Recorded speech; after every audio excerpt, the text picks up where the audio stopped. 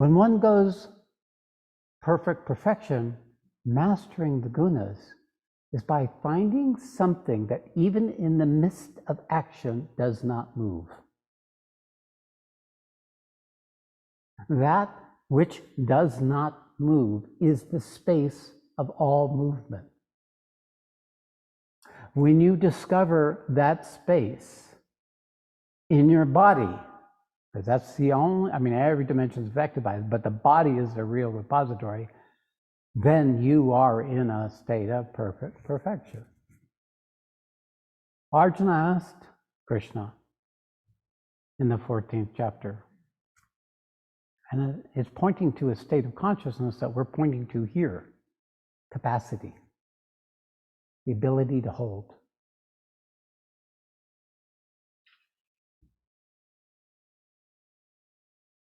What, O Lord, what are the marks of one who's gone beyond the three gunas? And how does he behave? And how does he go beyond these three gunas? This is chapter 18. Arjuna is saying, how can I do this? How can I act amidst my attachment and my fear of the consequences and my imagined projections into the future? It's right there, he's there. This is going to end here soon. He knows it's going to end. He knows what's being asked of him at some level, even though he hasn't yet been asked to declare it. He's coming up to the tire meets the road. How do I do this?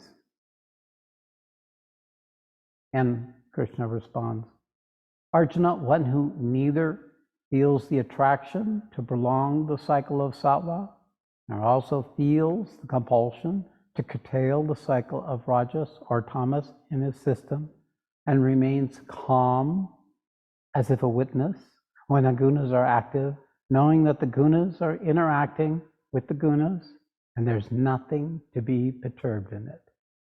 The nothing being perturbed in it is a state of being. It's not something you can make happen, except through long training of the orientation of your consciousness to be amidst the gunas and not be running or trying to get away from them or being overtaken by them because you don't know what's running you. Almost all of us are instruments of these three gunas, one stage or the other.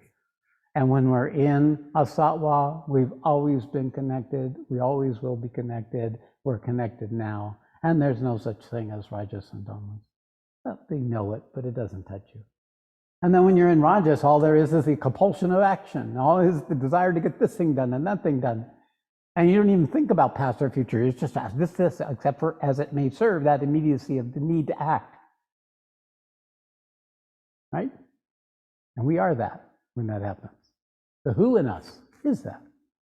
What's the what doing? Well, that's going along. Did it get lost in the who? Or did it notice it getting taken over? Notice how the who was running off. It's pointing to this state of holding. And when we're in tamas, the real challenge.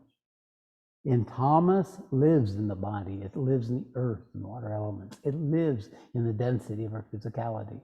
The body has a tremendous influence and power when we're in tamas. If we're ill, for example, we lose access to our ability to reach those states or have those experiences that might otherwise be available due to our spiritual development.